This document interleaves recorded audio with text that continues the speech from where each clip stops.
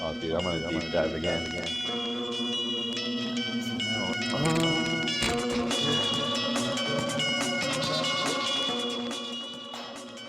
A tin hot private. This is the War on Comics. I'm Colin. I'm Omar. It feels a little silly to do. Kinda. I'm gonna get it one day. It'll be natural. I think I have to get the feedback. I need the people to tell me. No, it's actually really cool when you yell. I'll tell you, Colin. It's pretty cool.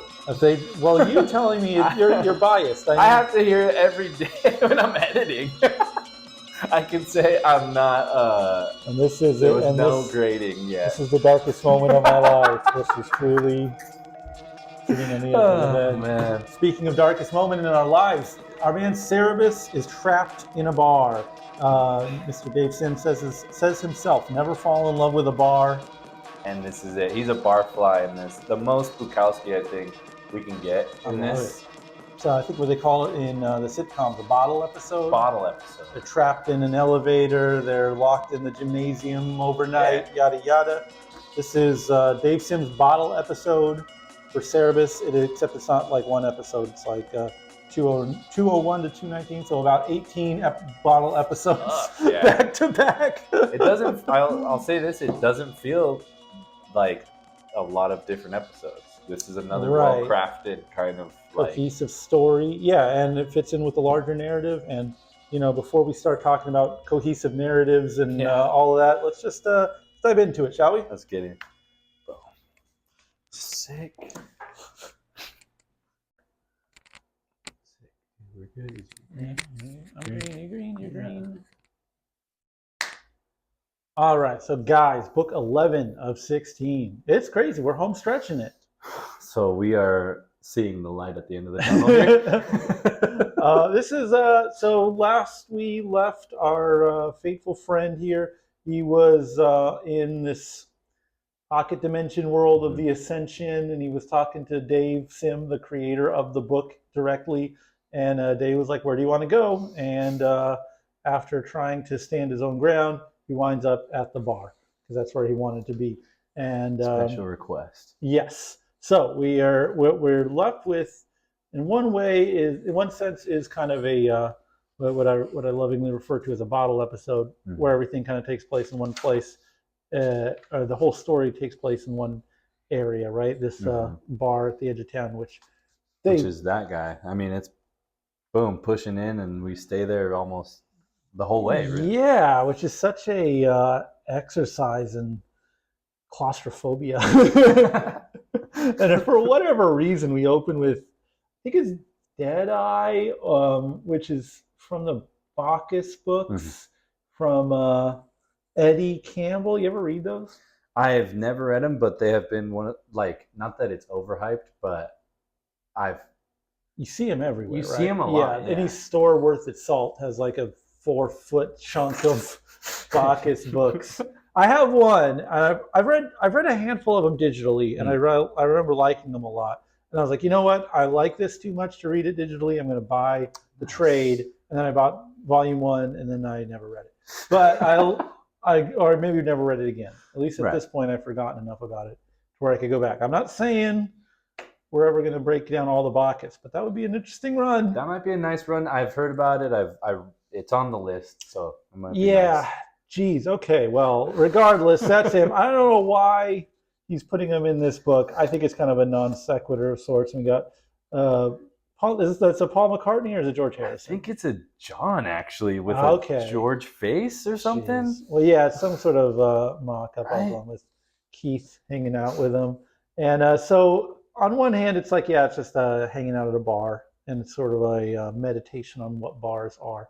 But on the other hand, there's also kind of a world building element in the sense that under Cyrenus rule, I'm trying to remember the rules exactly. Basically, the men can just hang out at bars all day. Yeah. Drink as much as they want to drink. Almost like everything that is like a pastime, they just can go be. Yes. So the boys can be boys amongst each other, but ultimately they're not to interact with women, and they kind of bring them out into these gatherings every year, where like a dance of sorts, a social, and then they can find their mate and then become proper, in this world, they're ultimately just, there to create mothers. Yeah. And so,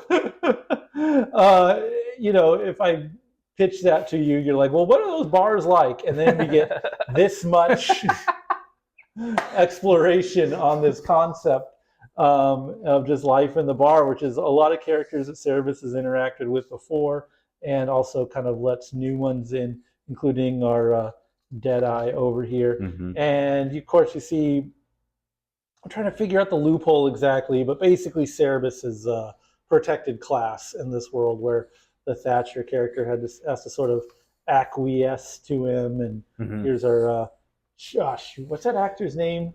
With the bug eyes? Yeah, from, Young Frankenstein and all that. I was just talking about him today, literally. Okay. I don't remember him, but he was a classic comedian. And that's sort of who we're going with here. He's he's the basis for this character who's, comic relief. You just obviously. read it in his voice. And yes, everything. Exactly.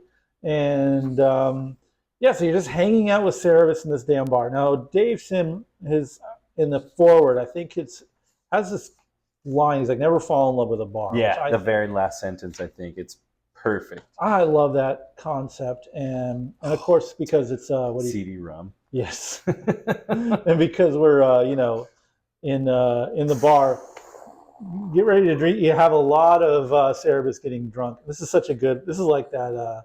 Like that Crumb stoned poster, Stoned right? again. Stoned again. So it's this is pure Dave Sim like cartooning chops here, sequential art at its finest. And I mean, on one hand, it's a boring story, right? Yeah. 'Cause it's just Cerebus at a bar drinking this whole time. Oh, but it gets spicy. It does. It gets spicy quick. You get to learn about this game they play. Why does he go in on these games so much hard? Detail. Yeah, this is a time-honored tradition in Cerebus, going back to the card games. Yeah. But I mean, come on now. This is so cool. But this is a joke, I think, like within a joke. This is a setup to what happens next. Right. Like this, he goes into all this detail and is setting up this there's this B story happening on the sidelines where this dude is just getting completely furious. And then you think, oh, they're going to play a game, figure it out. First thing that happens. Yeah, so. He knocks him out. And, stuff's where the sun don't shine, I guess. Yeah, basically he gets sick of Cerebus taunting him while he's drunk. And so, this is kind of my nightmare, hanging out with drunk people all day. I don't know, like... this part's great. You ever do bar culture stuff? Bar culture, I hate going to bars as much as people love going to them. My friends love going to check out new fucking... I just like this as a great wall of text. Again, this is cartooning without cartooning here. Yeah. This is the bustle of the bar. I think the off screen, and he doesn't have to draw all of it. You get it. And you still get it. And that's how I feel. Obviously, like that. Who would have thought two fucking guys are doing a friggin' YouTube channel here about funny books aren't exactly running around trying to join the fray here. No, it's no fun. This is fun. This is like as attached to bar scene as I would like to be. Yes, just reading a story, a 30-year-old story about a fictional one that isn't real. And so here we're getting to the Dumbo kind of stuff. Yeah, that's a good way to put it. That's what I was thinking the whole time. This was fucking wild, dude. For no good reason, Rockin' Rick Veitch shows up. And I know, Sim and Veitch were compatriots of sorts. But I'm kind of oh yeah, he's scared of saying the dreaming. Yeah. So he's weighing out the benefits of saying the dreaming, and so he calls it the not awake place. I mean, dude, do you think this is a conversation he had with Rick Veitch, and he respected him that much to make him an icon? I definitely do not think this is a diss in any way. Yeah, I think when Dave Sim doesn't like someone, he just doesn't talk about them. Yeah. Or in the reads, remember, he was fully just without calling them idiots. He was making it known. He thought, yeah, complete jabs at all the corporate people or mainstream comics folks. But of course, that's why he has respect for Veitch, which is why he takes up all these goddamn pages. And he probably knows the guy can take it. Yeah, I think there was some publishing he did too. Like I think he might have, like maybe some Rick Veitch comic like ran in the back pages of Cerebus monthlies, and then later got collected. I don't know. He was a big supporter, I guess. This part, man. Yeah, diving into a lot of this is just Cerebus fucking wasted and kind of basically coming through this existential crisis he had, right? Because he has been talking to God so, in the prior one. So he is processing a lot of this between getting completely plastered. Yeah, this... Okay. And this is Eddie Campbell. Right, yes. Who draws Bacchus and why, hence he's snatching them up. Okay. And again, Campbell's got to be someone who's got some respect for as well. To be put in there, I think, definitely. Yeah, Scottish guy or something, so he gives him this really mealy accent. Yeah.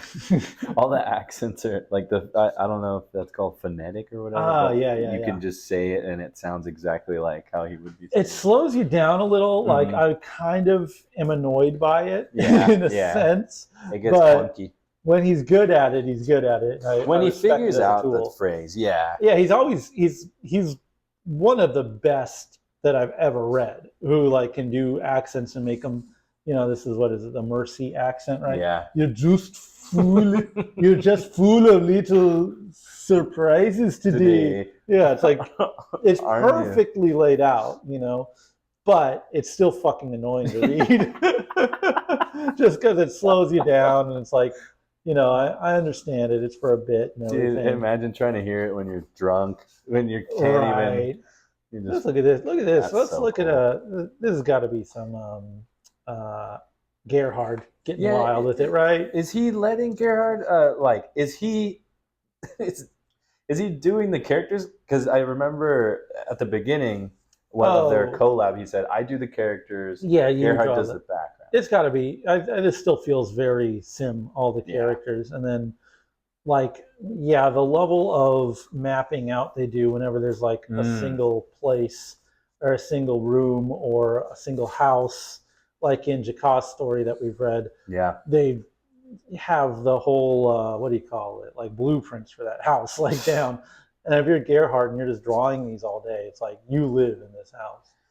And I mean, he's the architecture. We got the kind of, I guess it's not, is it Sinatra or, I don't know, one of these kind of like, guy, what do you call it? This is a pussy getting guy, and he's just getting in bragging about all the pussy. Because I was trying to figure out if it was an amalgam of like Elvis with a fucking like a Dean Martin. Sure. Yeah. But I don't know if he'd really nailed that character, honestly. Yeah, ultimately unimportant. But I think it is this is a place to explore masculinity to some extent. I guess, just to kind of, because it's all critique. He's like, every one of the characters has like, maybe it's a bar story he heard, or it's like his reflection on that kind of space. I mean, because that is, I think we maybe didn't finish up the thought, but when he says don't fall in love with a bar, it's because he like spent years just kind of rotting in this bar that he would go to, and then it eventually burned down. So he's like, okay, thank God, and then he never went to a bar again. So no way. Yeah, he says it. I think it's written in the intro to this one. Maybe it was in the last one, but yeah. So he's fixated on this bar, and this is, God damn it! It's not Henry Kissinger, is it? Oh, now that you say that, actually, yes. Yeah, so it's Kissinger or whatever this character is, and he's even drawn in that like New York Times caricature style. Yeah, it's definitely okay, dude. Because I couldn't get a read on it because this looks like, I mean, that one for sure. Like that looks. For some reason, I thought he kind of like aped it or something. But the character, it does seem like a politician dealing with like the government, but he is who wrote In Cold Blood? Is it oh geez, hold on, this is gonna drive me crazy. In Cold Blood book. Yeah, we're gonna have to look this up. It's Truman Capote. No, Capote's more like nebbish, right? Yeah, he's definitely not. He's got glass. He's more like intellectual looking, I guess. Yeah. Anyways, let's just say he's a reporter, author, intellectual of sorts. Vibes. And yeah, because Kissinger was like a war guy or like a politician guy. So whatever. Maybe it's Truman Capote. Maybe it's this may be a deep cut author. Yeah, look, we're fucking Animaniacs generation here. You know, we don't have connections. We ain't that well read, brother. Yeah, exactly. So he's he's basically cracked the code that the Sirenists can read minds and stuff, and he's kind of breaking it down to them and recording their their reactions to it. I think Thatcher at some point comes in to have a conversation pointing out how absurd it is. And I don't know, maybe this is how I think Sim genuinely believes that women can literally read minds. At this point, I'm thinking yes. And so I think this is like, in a way, a self-insert of like, aha, I've cracked the code. And how are they reacting now that I know that they know that I know that they know that we know that, that sort of thing. And it's it's fine. It is sort of an aside of sorts.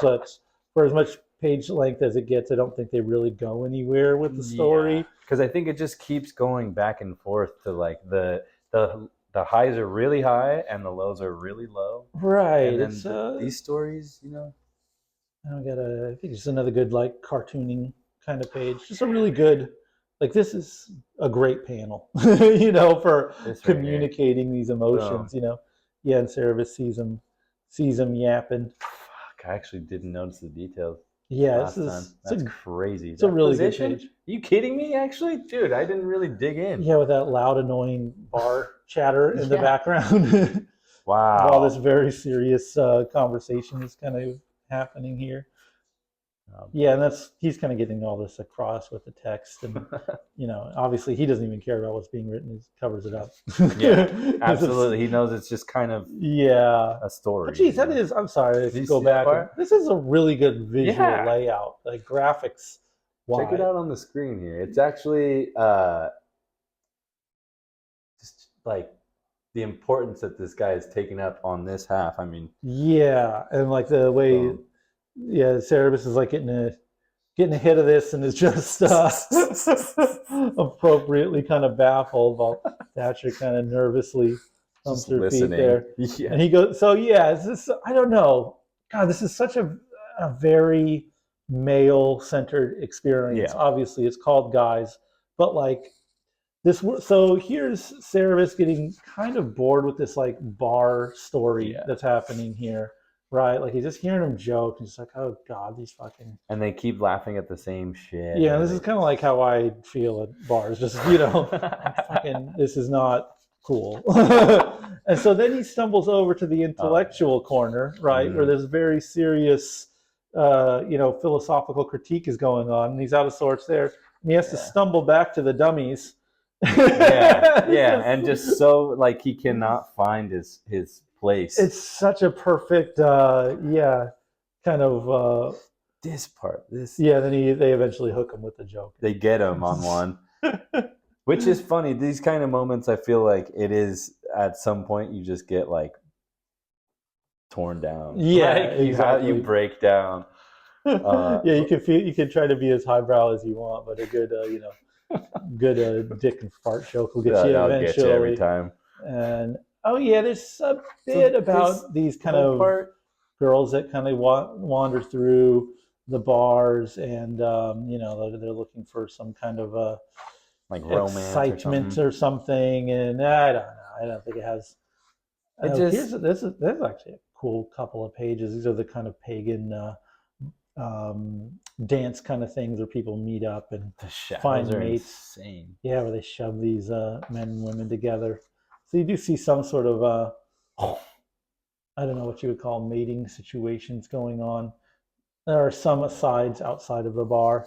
Yeah. But, now we're back to playing the game again. Now, I think your ears perked up, your eyes and ears perked up to this too.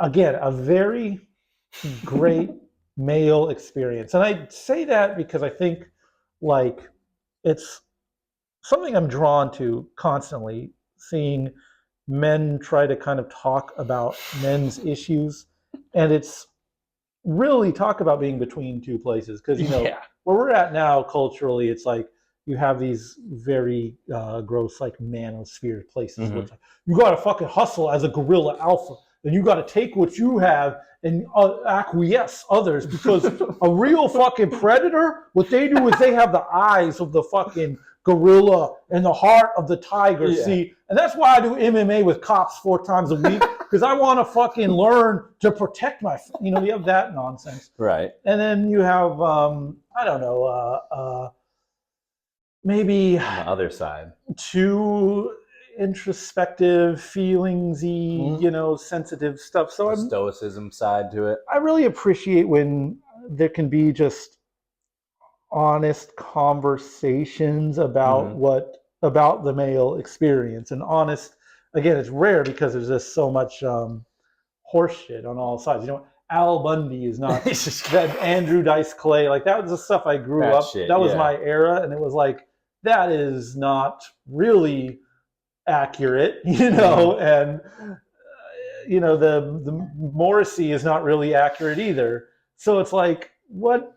So these experiences, I think, I really appreciate. Where they're more grounded. They're grounded, Yeah. and they're honest, and they're not fun They're not conversations. fun. That's the thing, yeah. And they're not the kind of things that, like, I don't know, make you look good. Everyone likes to say, like, oh, men go to therapy or whatever. It's like just some like kind of almost dismissive thing to tell problematic men, like if it's going to solve anything. But it's like, yeah, you want to tell a guy to go to therapy, but do you really want to be in the room while he's talking about his issues? It's I suspect not, because it's a double-edged sword. There's so much complexity there that's never really addressed. And so in this issue, ultimately, God, maybe I'm just have an open wound. So with this part, yes, for sure, because he's reading he gets his comic dropped off by this kind of comic peddler, right?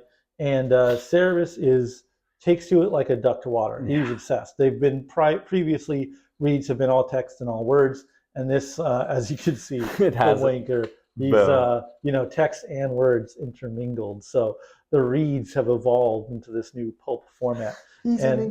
Sorry, the Dandy Don. He's doing a Don Simpson rip. I just noticed that. Wow. And so this is Cerebus reading comics, and he loves it. And he's like, "You got to check this out. You got to read it." And he finally gets his galoot of a friend to read the comic, and Cerebus is so into it. He's mimicking the wanker. He's all into it. And his friend's laughing, and he's like, "What are you laughing at?" And he's like, laughs at kind of like the wrong parts or whatever. Yeah. And he's like dissuaded that no one's really interested in it. And like, oh man, it's so perfect. Like the invalidation. Yes, is being enthusiastic about something and trying to get your friend to be into it. And it's like, no, that's not the part. Yes, it's so good. And then it devolves into this this is I guess what I would say is the male experience. Yes, you get hot, like you want to bond over this thing you're excited about, but you feel this rejection, but you can't be like, hey, I really felt that you didn't validate me when you were interested in this, and I feel like you're not on the same page with me. You can't talk like that. So you have to have this kind of like aggression and hostility. And then they bring it back to the bar, and everyone is just clowning on him ultimately. Just making fun. Yeah, you just made it way worse. Like your friend, who you kind of had a foot in both worlds, he didn't get it, or he was polite to you about it. But these guys are just fucking ripping into you. And then you're even more furious, and it's like you kind of need to have this in-group validation. So now you have to rip up this comic that you cared about. Yeah. And to his credit, I spaced on his name. What was like Bulk or something? It's I think it is Bulk. Bear. Yeah, it is Bear. So Bear is dressing them down and saying it's like, you're always doing this. You get excited about something, but you don't. And if someone else isn't excited about it, it's not enough that they like it. It's not enough that they think it's funny. They have to love it because you love it. But it's not really about the thing. It's about you discovering it, and you want this. He's reading him the riot act, and he's all accurate. And just shredding him to pieces. But as like a look, bro. Here's a man-to-man talk. I guess I ripped off. He took to it like a duck to water. He did. I didn't realize I was foreshadowing in that kind of way. Hey, he's a wise guy right So here. yeah, he's saying it wasn't even about it. The reason you got excited, the reason it was really good, the real reason. Oh, is that he's like, yeah, it's because I'm winning the game. You're trying to get out of it. He's trying to, he was trying to get out of the game itself, and maybe he's right.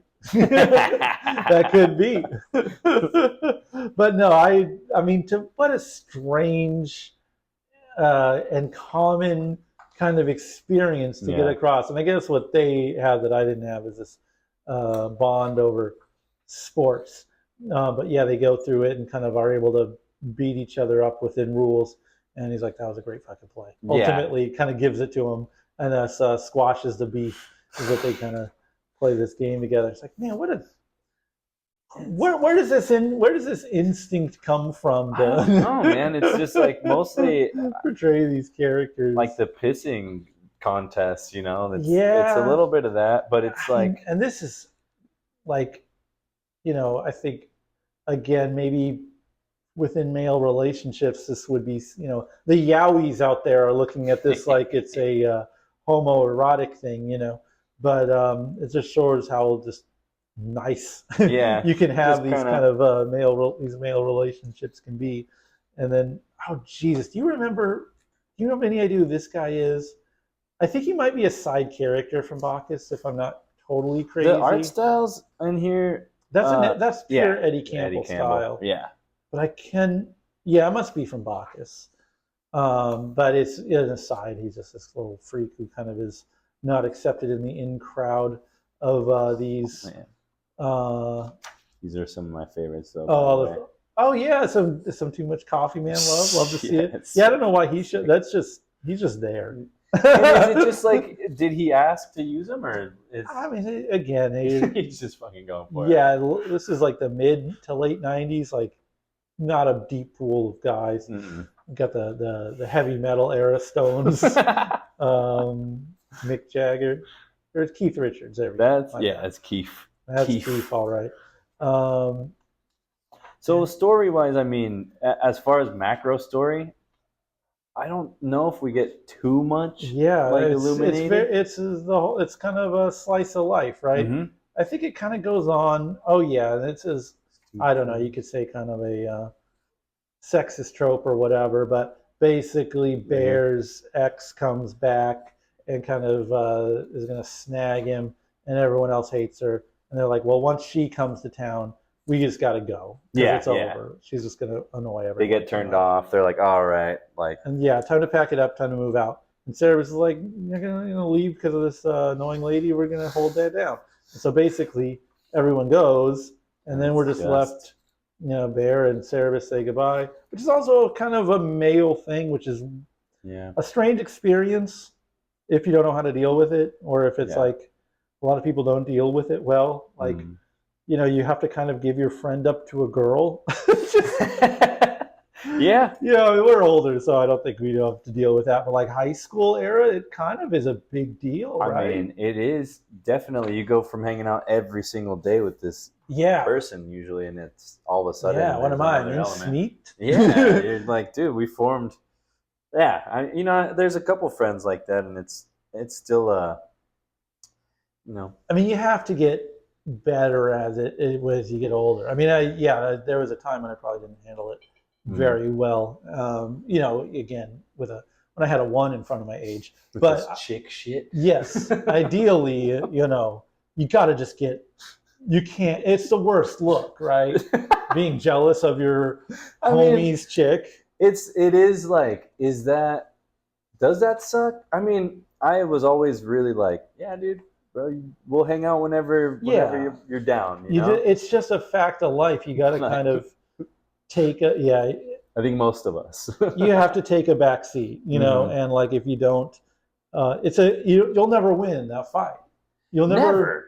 You'll always. So it's just let them go off. And it's also like be happy for him. You gotta be happy. That's what even if the chick is rotten, you still gotta let him figure that out himself. All you can do is be the homie. Yeah, that's it. So it's just another part of the male experience that we're getting across here, and I think Cerebus is kind of failed at it. Mhm. He's which is, oh man, This was his closest so far. That relationship was the closest thing he had to an actual friend. right, right. So And yeah, so you see, so the rest of the comic is him taking over the bar, yeah, and kind of like Kubrick goes Shining style, going a little nutty, yeah, he goes all insane. internal dialogue.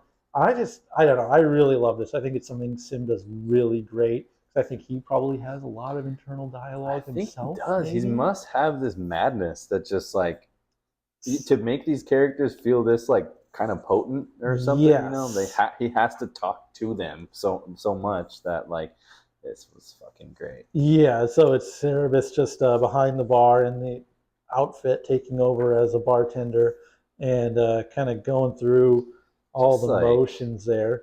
And it kind of goes on essentially forever, right? Or it could. he just like yeah, it almost seems like it's stuck in time, but then we get like these kind of moments here where it's like, do we know how much time has passed? Yeah, and there's some kind of seasonal thing. Like I think he's Mm-hmm. counting the days down, and he's going to go out after a certain amount of time, and then Oh yeah, this chick wanders in, who I think is the Joan of the last of that, like the neighbor chick. flashback. No, that when Dave Sim is showing Cerebus, like, here's your future, That's and that's your her. neighbor.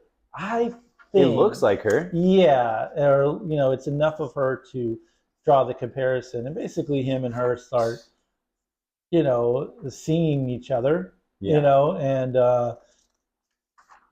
it seems it's pretty uneventful, I guess Yeah. you would say. Like, yeah, she's just they're having a It's nice kind of like a little, fling.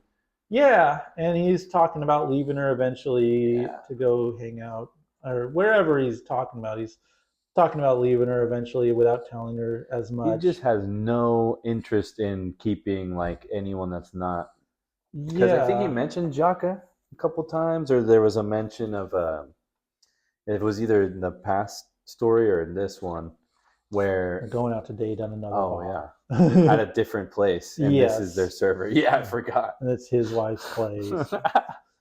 Um, Man, this story is just so fun in its own way, and it's yeah, like you take over a bar, you meet a new girl, you have a new relationship, and we're still doing these cutaways to these crazy dream insane sequences. sequence. Yeah,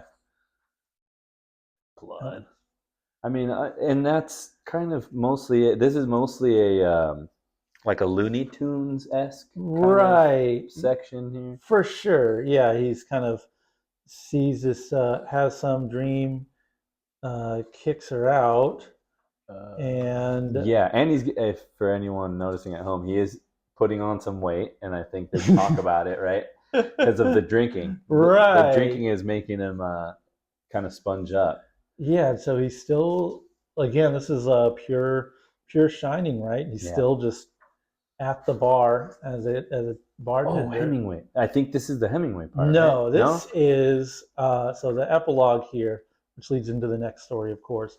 This is he gets a visit, and you the reader don't really recognize him right out the Mm-hmm. gate, but then yeah, he's like, oh, you used to know my wife. That's Rick from the Jaka story. What That's the her husband. fuck? Yeah, that's her Oh husband. yeah, You yeah, yeah, didn't- yeah. Holy shit! So, when we last left Rick, he was, oh yeah, he had like he'd gotten Cut in his trouble hair. with he got in trouble with the Cyrenus for kind of Mm-hmm. striking Jaka, who aborted his child. So Damn. yeah, now it's Rick, or now it's Cerebus hanging out with the ex of his eternal flame, and that brings us to the next book. Uh, you're like, well, where is this going to go? Boom, you get a whole Boom. story about it. We're going to find what happens with old Jaka's ex-hubby between now and then, and it's gonna be more guy stuff. If you didn't have enough guys from guys, you got Rick's up next. Hey, what's your takeaway here? Final thoughts on I guys. didn't expect too much after the last issue, just in terms of I think I had a lot of story.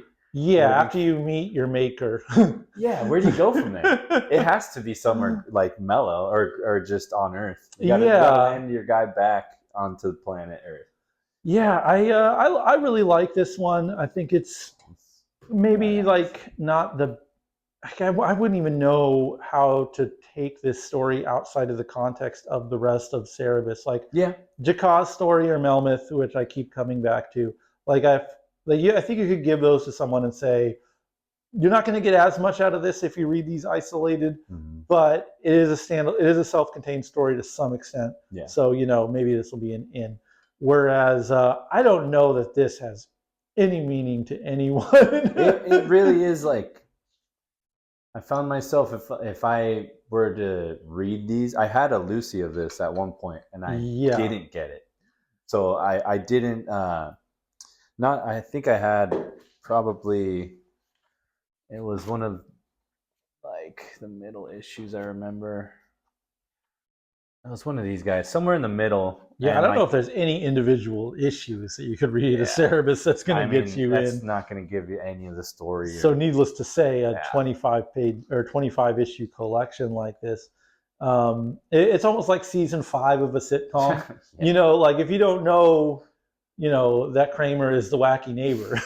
And you're just like, why are they tolerating this behavior? And it's just things that happen in front of. Yeah, it'll break your brain, honestly. It's character-driven comedy. Yeah, and also all those like flashbacks and dream sequences are kind of going to be gibberish to you if you don't know the context. But contextually, again, especially coming off after the big Godhead moment, I really appreciated this one. I enjoy it. Everyone's firing on all cylinders. Not the most meaty story-wise, but what a nice way to just get to know people and maybe meditate on some of those like, again, like either masculine social issues or just whatever it is that they've got out of that bar or figured out from hanging out at that bar so much. Is like, I'm going to put this on paper, and I'm grateful for it. I enjoy it. I agree. There was a lot to like love in this one, whereas I think there's some there's bar stories in here. There's some tough material sometimes to get through, but out of all of the books so far, this one's like a nice cheers, like there we go.